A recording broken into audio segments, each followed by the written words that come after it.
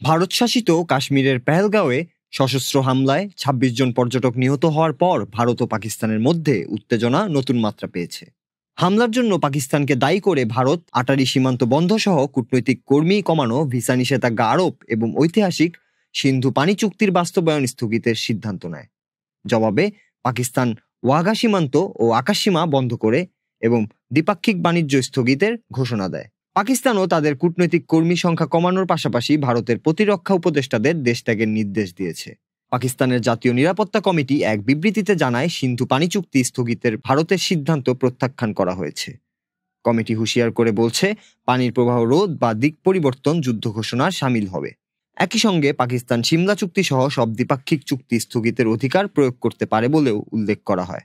পাকিস্তানে ভারতীয় হাইকমিশনের ওয়েবসাইট অনুসারে দুই দেশের মধ্যে মোট 40টি দ্বিপাক্ষিক চুক্তি বিদ্যমান। এর মধ্যে উল্লেখযোগ্য হল সিমলা চুক্তি, সিন্ধু পানি চুক্তি, লাহোর ঘোষণাপত্র, তাশখন্দ চুক্তি, পারমাণবিক স্থাপনায় হামলা নিষিদ্ধকরণ চুক্তি, আকাশসীমা লঙ্ঘন রোধ চুক্তি, ক্ষেপণাস্ত্র পরীক্ষার আগাম জানানোর চুক্তি এবং পারমাণবিক দুর্ঘটনা রোধের চুক্তি। বিশেষজ্ঞরা বলছেন, এসব চুক্তি দুই দেশের মধ্যে উত্তেজনা নিয়ন্ত্রণে গুরুত্বপূর্ণ ভূমিকা রেখেছে। সিমলা চুক্তির অধীনে দুই দেশ জম্মু কাশ্মীর সীমান্তে লাইন অফ কন্ট্রোল মানার প্রতিশ্রুতি দেয়, আর সিন্ধু পানি চুক্তি প্রায় 6 দশক ধরে দুই দেশের পানি ব্যবহার নির্ধারণ করেছে। বর্তমান সংকটে এসব চুক্তির ভবিষ্যৎ নিয়ে শঙ্কা তৈরি হয়েছে।